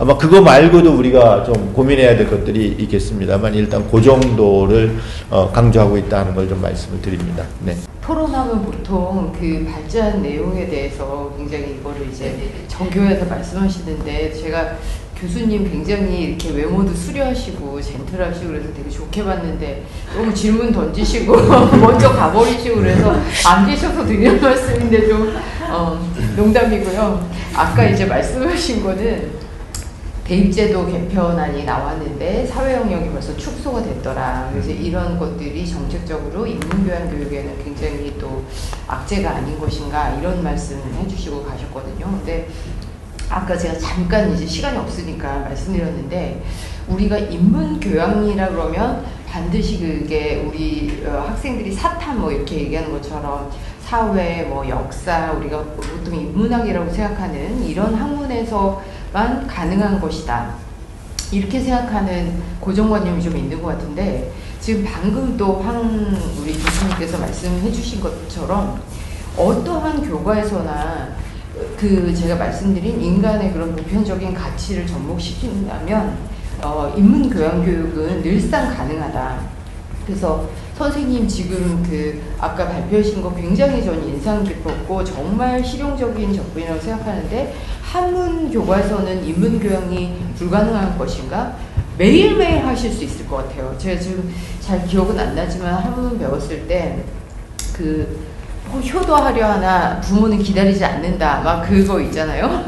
그러면 그런 이제 옛날에 시 같은 거에서 그 의미가 무엇인지 그런 것들에 대해서 성찰하고, 말씀드린 인간의 보편적 가치에서 인간은 성취하고자 하는 욕망이 항상 있고, 또 안전을 추구하려는 것, 그리고 권력을 쟁취하려는 그런 속성, 이런 것들을 충분히 다 접목시킬 수 있고, 예를 들어서 과학 같은 경우에는 천동설, 지동설 했을 때 굳이 이걸 받아들여도 아무 문제가 없었는데 그런 핍박을 받으면서 왜 진리를 탐구하는가? 그러면 우리가 과학의 그런 팩트만을 그냥 외우고 이러는 게 아니라 그런 AI를 적용해서 선생님들께서 하실 수 있는 시간들을 상당 부분 줄이면서 그 시간 동안에 수업 시간에 우리가 정말 학생들이랑 정말 얘기해야 될 것은 무엇인가?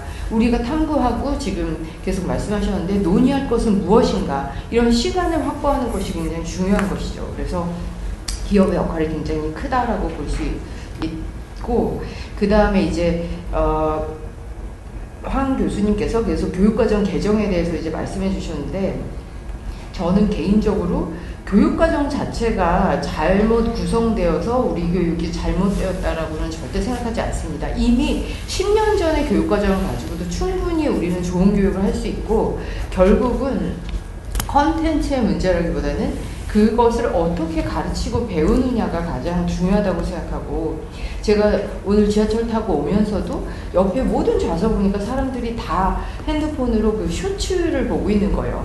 그런데 우리가 학문의 구조도 방금 전에 말씀하셨는데, 인류가 맨날 파편화된 지식들을 모아서 이것을 체계화해서 가장 논리적으로 구현한 것이 학문이고, 그 중에서도 가장 학생들이 일생을 사는데 필요하다고 생각되는 것을 모아놓은 것이 저는 교과라고 생각하기 때문에, 적어도 중고등학교 시기까지는 앞으로 수명도 계속 연장되는데 향후 살 100년에 있어서 그런 정도의 지식은 반드시 갖춰야 된다라고, 기반이 되어야 된다고 생각하고, 교수님도 또 말씀하셨지만 지식은 이제 너무 넘쳐나기 때문에 그런 건 아무 중요성이 없다라고 얘기하는 사람들은 정말 한 번이라도 그 중요성에 대해서 제대로 성찰하고 얘기하는 것인가, 저는 그런 이렇게 그냥 트렌드처럼 얘기하는 말에 조금 화가 나는 사람이거든요. 그래서 언제나 그 지식이 기반이 되고 그것에 기반해서 역량도 발휘할 수 있는 것이고, 더 나아가서 인간다움도 추구할 수 있는 것이다. 그리고 더더욱이나 AI가 이제 활성화되는 시대에서는 그렇게 아날로그식으로 배우고 가르칠 수 있는 그 시기는 바로 학교 교육이 존재하는 그 시기밖에 없다. 그래서 인간적인 소통과 그런 아날로그식의 교육은 앞으로도 학교 교육, 그게 바로 미래 시대에서도 그런 구태의연하다고 생각되는 학교라는 기관이 존재해야 되는 의미라고 저는 생각하기 때문에 그렇게 답변 드리고 싶습니다. 네, 감사드립니다.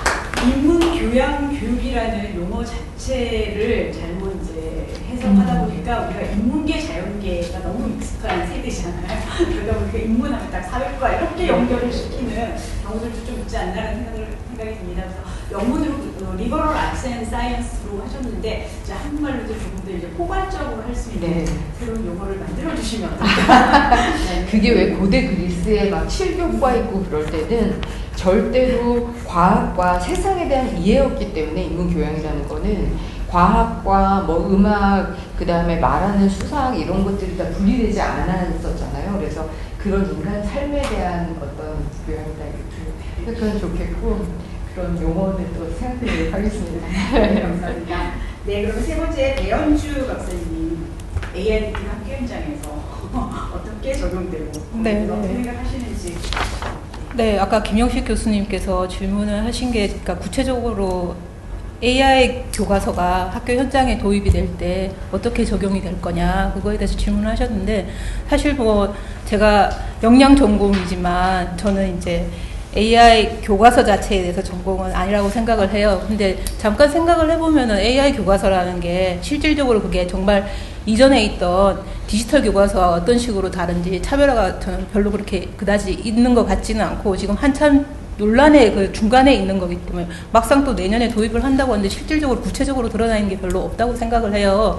근데 두 가지를 살펴보면 그러니까 두 가지 면을 다 가지고 있는 것 같아요. AI이기 때문에 기술적인 면이 있을 수가 있고, 그게 교육 현장에 도입이 되는 교과서이기 때문에 교육적인 면도 동시에 가지고 있거든요. 저희 학회가 AI 기술과 역량교육의 다이알로그라고 그래서 이렇게 계속 진행하고 있는 세미나가 있습니다. 근데 거기에서 공통적으로 다루는 게 그 두 세계 간의 다이알로그, 대화를, 이렇게 의사소통이 중요하다, 협력도 소통, 그게 굉장히 중요하다라고 그 측면에서 다루고 있는데, 저는 제 그냥 비전문가로서의 개인적인 답변보다는 기술적인 면에 있어서는 아마 김기범 PM께서 더 자세하게 한 1분 정도만 얘기를 해주시면 될 것 같아요. 그리고 그 교육 현장의 적용 관련해서는 아마 M 선생님께서, 유주열 M 선생님께서 훨씬 더 좀 더 교육적인 답변을 해주실 수 있을 것 같아서 두 분의 말씀을 오히려 좀 듣고 싶습니다.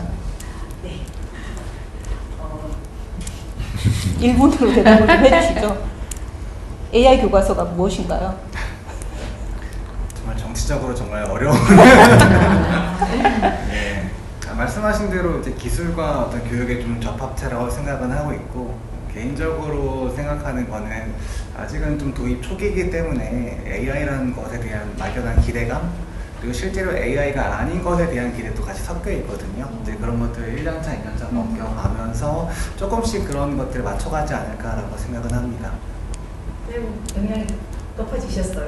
굉장히 정치적으로. 네, 굉장히. 두 분께서 배웠습니다. 네, 유지열 선생님. 교육적으로 현장에 어떻게. 저희는 막 정리를 2025년 내년이죠. 내년부터 이제 수학, 영어, 정보 교과를 예시로 AI 교과서가 이제 적용된다라고 해요. 근데 AI 교과서가 뭐냐라고 일선학기에 물어봤었을 때 AI 교과서는 이거야라고 정확하게 말씀하실 수 있는 선생님이 몇 분이나 되실까라는 좀 저도 의문이 들어요. 그래서 나라에서는 교실혁명 선도교사 올해 12,000명 양성을 했죠. 저도 이제 거기에 같이 양성된 교사이기도 한데, 뭐 AI 교과서, 경기도교육청에서는 하이러닝 플랫폼 많은 것들이 쏟아져 나오고 있거든요. 근데 연수에서 들었던 거에 그런 아까 김기범 부사장님이 말씀하신 것처럼 현재 우리 경주용 사이클을 예를 든다면 현재 목값 자전거 수준이다. 그러다 보니까 사회에서는 우리와는 그게 맞다. 근데 우리가 계속 그런 목값 자전거 수준에서 머무를 것이냐, 이제 이런 거거든요. 그 다음에 현재 뭐 사회의 그런 기조상 이 흐름은 엄청 빨라질 거고, 그리고 또 좀 많이 인상에 남았던 이야기가 현재 AI 에듀테크 같은 것들이 교사들에게 명예퇴직의 명분이 되지 않았으면 좋겠다라는 이야기 되게 많이 하거든요. 그렇게 좀 우려를 하시는, 걱정을 하시는 선생님들이 되게 많은 거예요. 얘가 과연 할 수 있을까? 그리고 일상학교의 아이들은 실제로 우리는 AI 적용해서 디지털 디바이스로 해야 하는데, 정말 저도 아이들한테 모든 수업을 다 디바이스를 갖고 하는데 전원 키는 법도 모르고요. 어떤 선생님 그 페이스북에 올려놓은 거예요. 전원 키는 법, 자판 익히는 법, 충전하는 방법, 뭐 와이파이 연결하는 방법. 지금 현재 다 초보적인 수준인데 이런 디지털 기초 소양을 어떻게 끌어올릴 것인가. 여기에 대한 논의 없이 바로 AI 수업을 해라 라고 하는 것들이 좀 학교에서는 약간 답답한 면이 있습니다. 그럼에도 불구하고 아까 디지털 교과서와 AI 교과서의 가장 큰 차이점이 뭐라냐고 물어본다면, 저는 개인적으로 AIDT 교과서는 개인별 맞춤형 교육이 좀 가능할 수 있겠다라는 생각을 해요. 왜냐하면 진단평가에서부터 그 아이에 대한 평가가 1대1로 이루어지거든요. 디지털 교과서는 그렇지 않고. 그래서 개인별 맞춤형 교육이 우리에게 꼭 필요한 사회적인 관심사라고 했을 때 그거를 실행할 수 있는 가장 현실적인 방법은 AIDT 교과서다라고 말씀을 드리고, 교사와 학생을 1대1로 만나게 할 수 있는 도구라고 생각을 해요. 그리고 그러면 그걸 어떻게 도울 것인가, 지금 말씀하신 것처럼 AI 디지털 교과서 그걸 도울 수 있다고 생각하고, 그렇다고 하더라도 교육의 환경은 저는 변하지 않을 거라고 봐요. 거기에 변하지 않을 거라고 제가 확신하는 이유는 교사들의 자질이 AI 교과서에게 내 역할을 물려주지 않을 거라고 생각을 하기 때문에 그래요. 본질이 변하지 않을 거라는 거죠, 결국은. 그래서 결국은 AI 교과서는 전 도구라고 생각을 하고, 그런 수업 현장이라든가 교육의 본질은 학생하고 교사에게 있지 않을까. 네, 감사합니다.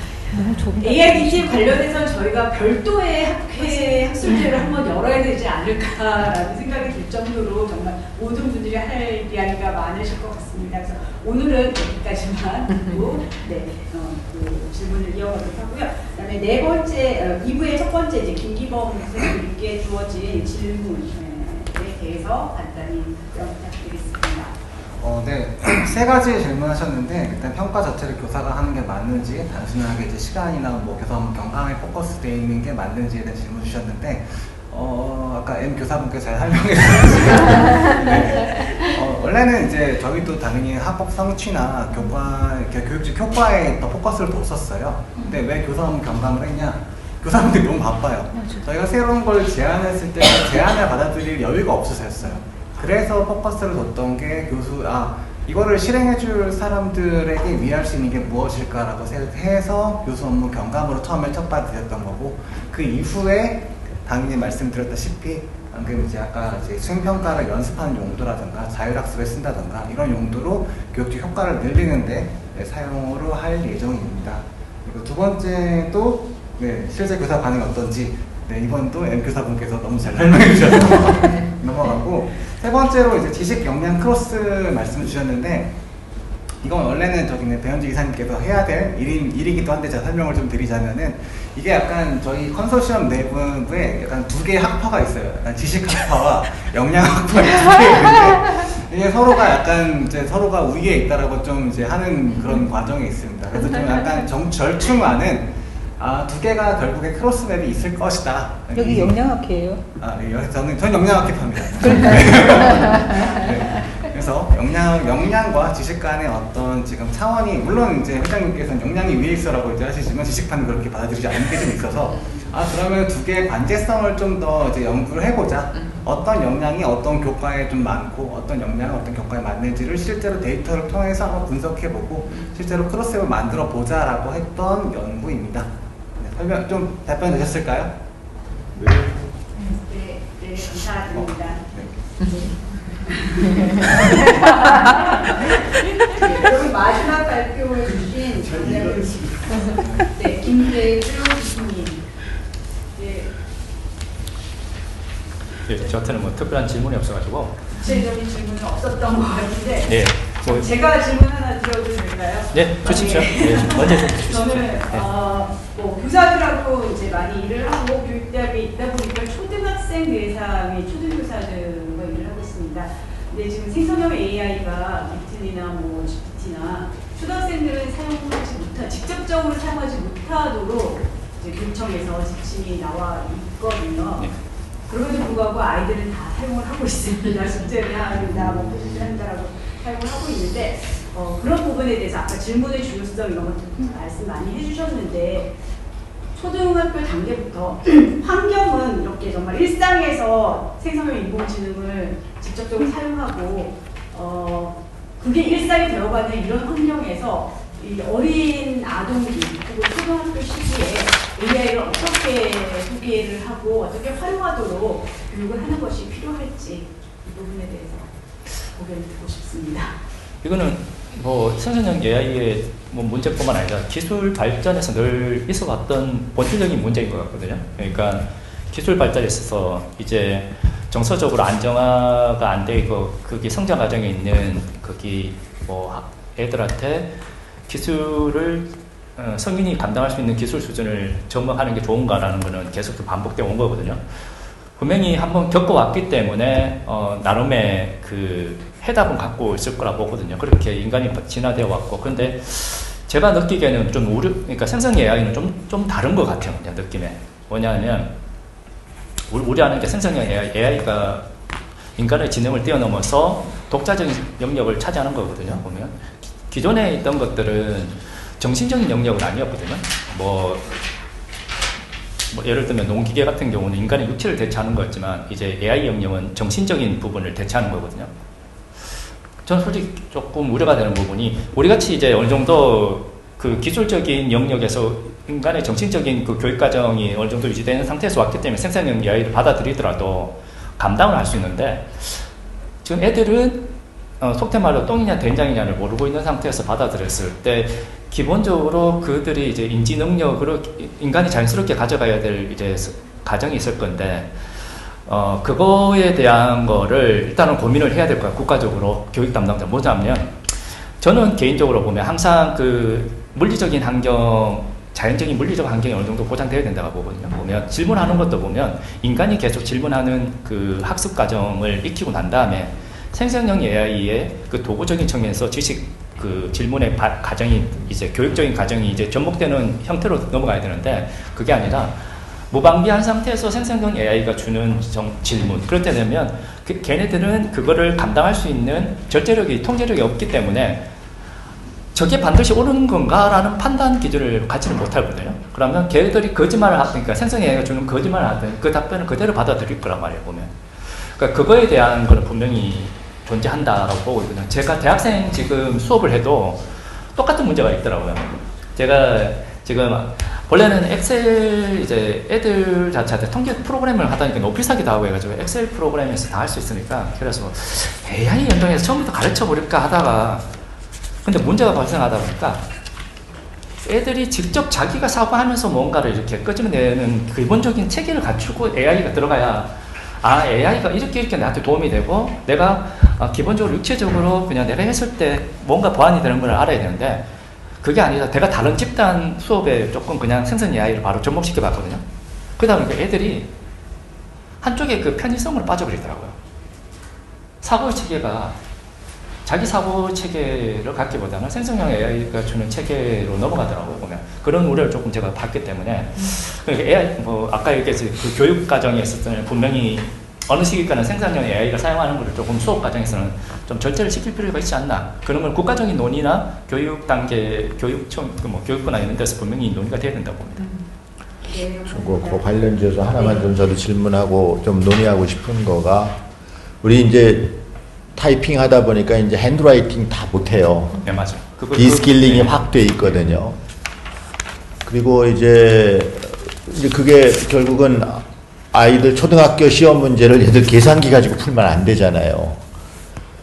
근데 이제 AI에 의해서 이제 글의 구조를 잡아주고 뭐 요약을 해주고 막 이렇게 하는 거 활용하는 건 참 좋은데 그 요약하는 단순 요약하는 데에서도 우리가 이제 머리를 쓰면서 스트러글 하면서 틀렸다가 뭐 그런 과정들이 이제 생략이 돼버리고 그 채점도 마찬가지거든요. 이게 이제 정말 채점만 대신해주면 뭐 우리 선생님 할 만하다 맨날 이제 그런 얘기들 합니다만 그 부분에도 아마 초창기에는 아마 선생님이 그래도 이걸 이제 받아보면서 이걸 받아들일 것과 안 받아들일 거 이렇게 되는데 이게 이제 어느 정도 단계가 되다 보면 요새 간단한 한자도 못 쓰거든요. 쓰려고 하면 막 안 돼요. 그런 식으로 그 교사의 말하자면 소위 그 디스킬링이라는 거 지금 가지고 있던 전문성까지도 상실해 버리게 되는 그래서 우스갯소리로 레포트 내라 그러면 아이들은 챗GPT 보고 시켜서 레포트 내고 교사는 또 챗GPT 시켜서 채점 시키고 그러면 도대체 뭐냐 말이죠. GPT만 그냥 공부 열심히 하고 우리 놀고 뭐 이런 이제 우스갯소리를 합니다만 이제 그 부분 지금 선생님 지적해 주신 대로 정말 그 어느 선까지일까 이거 여기에 대해서 뭐 우리가 허용될 게 뭘까 어느 단계 등등 고민할 건 좀 많은 것 같습니다. 저는 그래가지고 또 보태서 지금 제가 지금 기술적인 교육 프로그램 영역을 하지만 다른 한 주제가 AI와 인간이라는 주제를 좀 갖고 있거든요. 네. 그거는 갖고 가야 돼요. 보면 AI가 공존한다는 것은 인간을 위해서 존재하는 가치잖아요. 보면 그렇다면 새로운 이제 우리 학회장님도 이제 그 학회지에 이제 AI 역량 중에 마지막 자기 성찰을 놓쳐서는 안 된다라고 이게 방점을 찍었는데 애들한테는 분명히 놓치게 되거든요. 어른들도 편해지면 놓치는 경우가 생기고 어른들은 그나마 지금 여러 가지 우여곡절 삶의 여정을 겪고 왔기 때문에 인생의 그 경험에서 나타나는 걸 잡지만 그래서 자기 성찰이라는 말, 그러니까 이제 N 교사님 따라서 한문을 갈 수 있으니까 자기 성찰이라는 말이 가장 자기 성찰 이게 제일 중심이 되어야 될 말이거든요. 네, 그래서 다음 우리 학교에서 AI와 인간이라는 주제로 한번 얘기를 했습니다. 거기 교육도 들어갈 수 있으니까. 네, 감사드립니다. 흥미로운 주제라서 정말 밤을 새서 논의를 해도 시간이 부족할 것 같은데요. 저희가 예정된 시간을 이미 넘겼습니다. 그래서 마무리로 회장님, 마무리 말씀 듣고 마치도록 하겠습니다. 좀 사실 훨씬 더 좀 더 전에 했었어야 되는데 이 차피를 하다가 이제 시간이 11월 말이 돼서 하니까는 모두 너무 바쁘셔가지고 좀 더 길게 얘기를 해야 될 그런 건데 너무 짧았다는 생각이 하나 들고, 두 번째는 사실 저희가 이제 그 애시당 초의 핵심이 제가 모두 말씀드렸지만 저희는 정통 교육학에서 학교 교육 중심으로서 한 사람들이 아니기 때문에, 그러다 보니까는 교육 본연이라 해야 되나, 하여튼 그 오리지널 파트에서 나오는 논의들하고 좀 거리가 멀다 보니까는 여러 가지 이제 이슈들이 생기고, 저희가 하는 프로젝트 자체가 학교 교육과정 중심을 하다 보니까 교육과정에 대해서 어떻게 흘러가는가를 들어야 되겠다 싶어서 저희 그 학회장님 모셨고 그랬습니다. 그래서 이제 오늘 논의를 하다 보니 역시 이제 밤새도록 해도 이제 뭐 모자랄 그런 하고 나면 우리 뭐 했지 이제 이렇게 될 겁니다. 이제 무슨 얘기를 많이 했는데 여기 테크 하시는 분들이 저 사람들 맨날 저렇게 하는데 뭐 그래서 뭐 어쩌라고 이제 그렇게 생각하고 할 겁니다. 지금 보나마나.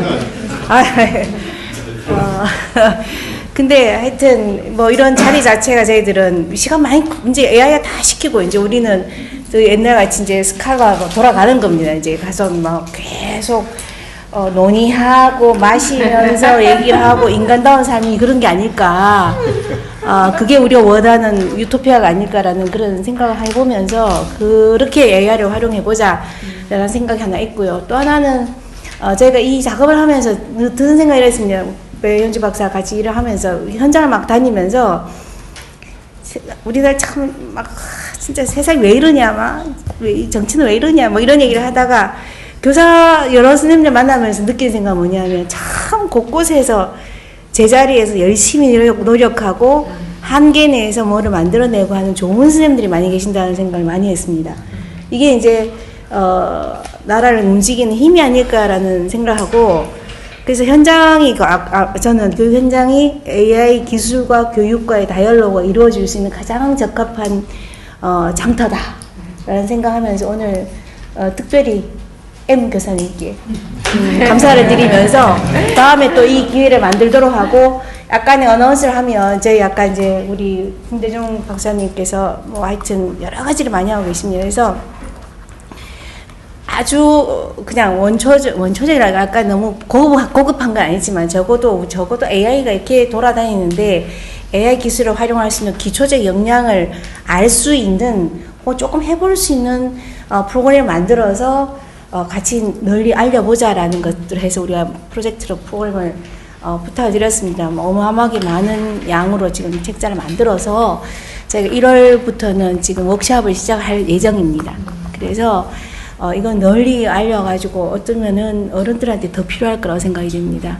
그래서 성인학습으로도 연결될 거고, 당장 우리 첫 번째 고객은 우리 황교 교수님을 네, 모시다가 알겠습니다. 가르쳐 드릴 생각입니다. 그래서 특별한 프리빌리지로 그냥 반값으로 활용해 드리겠다라는 말씀을 드리면서 1월부터 이제 워크숍을 통해서 프로그램을 진행할 것이다라는 말씀을 드리겠습니다. 그리고 우리 데이터 드리면 귀한 젊은 스타트업들이고, 어쨌든 교육에 대해서 뭐 제로 0과 1의 관점으로 들여다보긴 하지만 그래도 소통할 수 있는 가장 최전선에 있어서 굉장히 즐겁고 좋은 일들 같이 많이 하고 있다는 감사를 드리면서 저희 다시 한번 오늘 세미나 감사드리겠습니다. 감사합니다.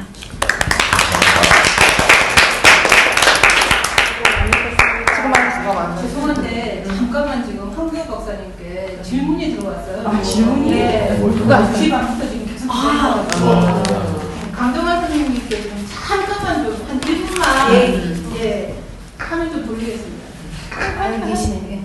어떤 질문일까요? 안녕하세요. 저는 지금 역량진단연구소를 운영을 하고 있는 강정아라고 하는데요.